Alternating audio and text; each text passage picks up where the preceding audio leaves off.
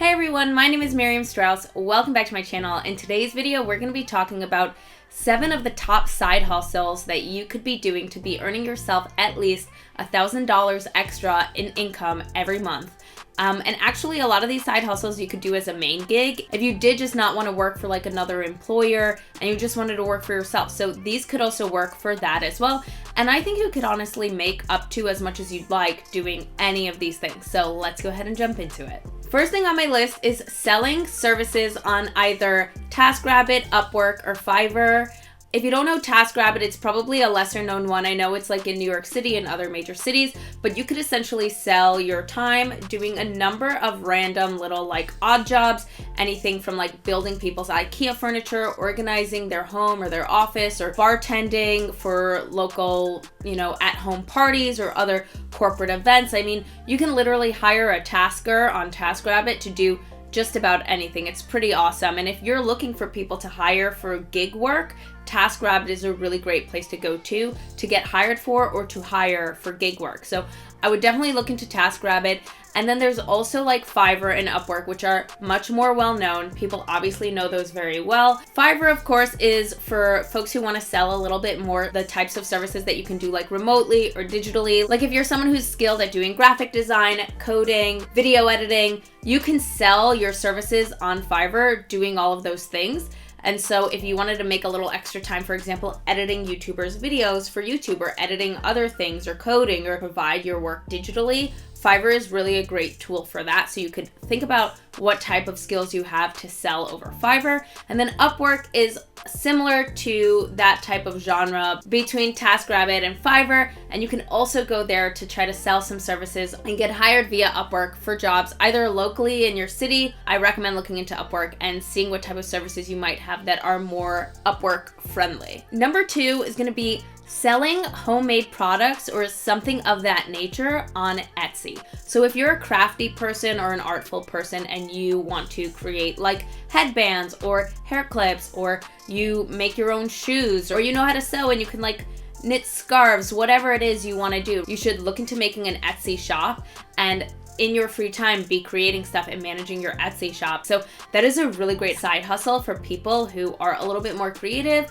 or a little bit better with their hands and can make something really like fun, right? Even if you're an artist, right, and you want to sell prints or canvases, like I literally recently bought off of Etsy something that is like a funny quote that's printed onto glass and framed, right? So like you don't really need to be like too artistic for something like that. You just need to have the resources at your disposal to be able to like print it onto glass and frame it. Or for some people, they sell like posters that are literally words that are printed and put into frames and they sell it that way. You don't necessarily need to be artsy or creative or that good with your hands if you just think outside the box. I definitely recommend going into Etsy, see what type of products you might be able to sell through Etsy. Number 3 is for people who are good writers. So if you are a writer and you are looking to do some freelance writing work, you can easily go ahead and find freelance writing work in a number of different places. I mean, I know people who found freelance writing gigs through like Craigslist or through Indeed.com or LinkedIn.com, other job posting sites.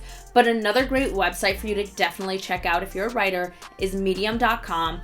Through Medium.com, you can publish articles about anything under the sun that you are interested in writing about. And essentially, once you finish with the article, you go ahead, upload it to Medium.com, publish it to whatever different publications you want it to hopefully be picked up by. And essentially, it's kind of like YouTube content creating, but for writing. So people can search for certain articles, or publications can decide they like an article and decide to pick it up and print it on their website, and then you get royalties from that. So it could be that you publish things and they don't make a heck of a lot of money, but then randomly one of your pieces gets picked up by a pretty well-known publication that's willing to pay for it to feature that content on their website.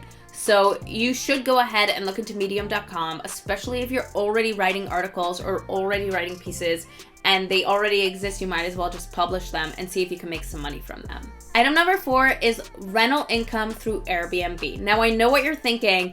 Maybe you don't have a property that you could put up for rent, or you don't have the money for a down payment on a home to buy a place that you could put up for rent. So you're thinking like you can't do that. But there's this thing called Airbnb arbitrage. Basically, if you can find an apartment that what the rent would cost you on that apartment is significantly lower than what the rental income you would derive from putting that on Airbnb would bring in, then essentially you can go ahead and sign a lease, rent an apartment, and then maybe fix it up a little bit, put some cute furniture in it, and go ahead and list that on Airbnb and have short-term guests stay there and pay you. And from the proceeds or the revenue of what you derive from those short-term visits, you go ahead and pay off the rent that you owe every month. And then the difference is essentially pure profit. Now, certain things to bear in mind with this is that obviously different geographical locations are going to have different rules about Airbnb. For example, some states might not allow Airbnb or short-term rentals. Other states might limit how many months out of the year you can put up a place on a short-term rental. Also, when you sign a lease with a landlord, they might have limitations in the lease on whether or not you can re-sublet that out as a short-term rental to someone else, right? So if you are going to be doing Airbnb arbitrage, I highly recommend that you find a landlord who is open to the idea of you fixing up the place, maintaining the place, and being able to relet or sublet that as a short-term rental. A lot of owners might be open to the concept because they themselves don't have the patience to manage it, but they'll feel more comfortable if they think you're a responsible person who's really gonna take care of the place. Like if you say, hey, I'll go ahead and fix up the bathroom or fix up the kitchen, but I want a 5-year lease or a 10-year lease because that will allow me to definitely recoup that investment over time. That can definitely make a big difference of whether the landlord is going to be open to it, but I would be transparent with the landlord if you are hoping to do something like that, and I would make sure that in the geographical location where you're looking to do it, that Airbnbs are authorized. Another trick here, if you're doing Airbnb arbitrage, is that the general rule of thumb I've heard from other Airbnb hosts is that you want to make sure that the potential revenue you will get from the short-term rental listing on Airbnb is going to be at least 3 times what your rent that you owe on that place is going to be every month. So if you have to pay $1,000 a month in rent every single month to the landlord, then you want to be able to feel comfortable that on average, you'll at least make $3,000 a month from the Airbnb income that is derived off of that property. That way, it'll cover your rent, it'll cover costs that you have, right? Maintenance, cleaning costs, things like that. And then you'll also be able to leave with profits, which is the entire point of this entire exercise, right? But the difference is that you're not putting a huge down payment on a home or having to take on the risk or liability of owning a home and a mortgage associated with a home.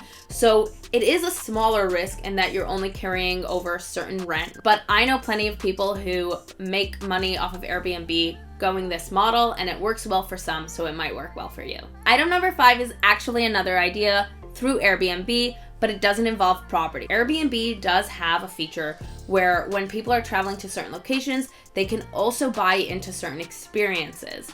And there are so many things that people can offer up as experiences that they sell, right? You can do a walking tour. You can sell a yoga class. If you're a yoga instructor, you can go ahead and put up a yoga experience that involves maybe sitting in some scenic area. There are so many different experiences that you can sell through Airbnb. If you're someone who's good in the kitchen, you can sell a personal chef experience where maybe you have people come over to your home or to a venue that you find and that you work with, where they can come for a cooking class of some sort or a private meal, local cuisine of some sort, right? There are so many different things. If you get creative, you can go ahead and post up an experience on Airbnb. If you have a Jeep, for example, and you want to invite people on an experience where you drive them out into nature down some cool trails, you can really think outside the box and think of all these really cool Airbnb experiences that you might be fit to sell. So item number 6 is you can flip furniture or flip product. So essentially you could go onto Craigslist, OfferUp, LetGo, websites like that, and you can go ahead and find products that people are essentially giving away for very little money.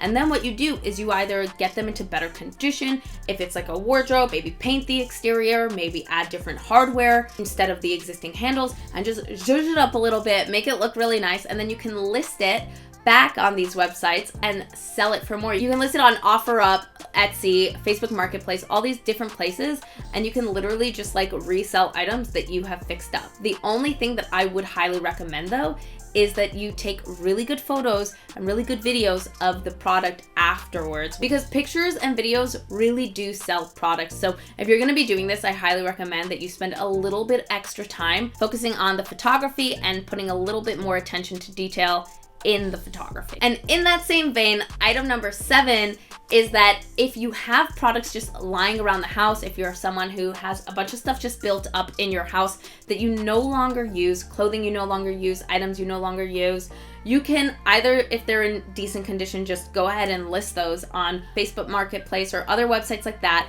and go ahead and sell those for some extra cash every month. Or if they're not in good condition, you can do exactly what I said under item number 6. Go ahead and zhuzh them up a little bit, revamp them, and then sell them in the same way. I guess item number 6 and number 7 kind of go a little bit hand in hand, but those are my top 7 ideas on how you can make $1,000 extra a month or more. If you want to see more videos like this, I actually have like 20 other ideas on how you can make extra money every month. So let me know and I'll do another one because I have so many ideas. I've written them all down. I just didn't want to make this video like super duper long. And those for me for now were kind of my favorites. So if you enjoyed the video, do let me know down in the comments below. Please hit the thumbs up button. Honestly, that's all I ask from you. If you don't want to leave a comment, if you don't want to subscribe, that's all good and well. Just please hit the thumbs up button because it helps out my channel so much with the YouTube algorithm. Thank you guys all so much for watching. Catch you in the next one.